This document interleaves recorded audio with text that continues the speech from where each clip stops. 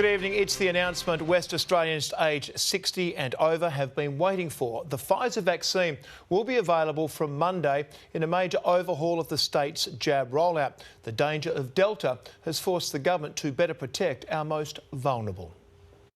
It's a sight health authorities would prefer not to see. WA's vaccine rollout experiencing a slowdown at Claremont. Nurses and security staff say they haven't seen the clinic so quiet.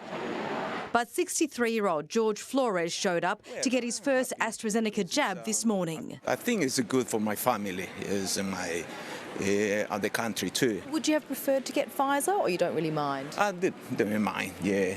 For me, it's fine, yeah. We need the vaccine anyway. For those who have been waiting for Pfizer, the wait is over. It'll be available to West Australians 60 years and over. Bookings to begin from 6:30 Monday morning. We want to get these numbers up and ensure they get vaccinated as a priority. For that age bracket, 78% have had their first dose of AstraZeneca, 50% are fully protected.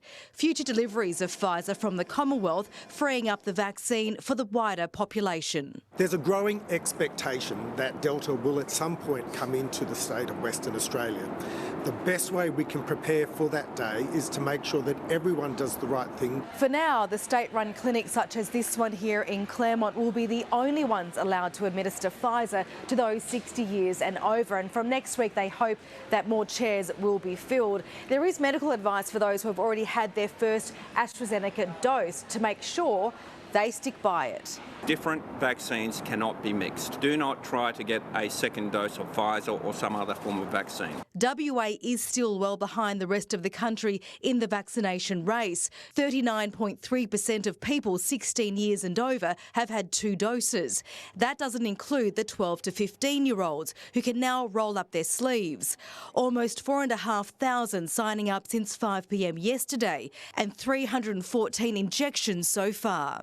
At the Willetton Family Practice today, the Adinga siblings upping the jab rate. It helps protect everyone, not get COVID. Once I get the second one, I can basically go wherever I want and go see family overseas. A cash incentive is now being used by local governments. Manjimup Shire offering up to $500 to full-time staff who are dosed up by February, while the unvaccinated could face further isolation. Crown Perth floating the idea of banning unprotected patrons.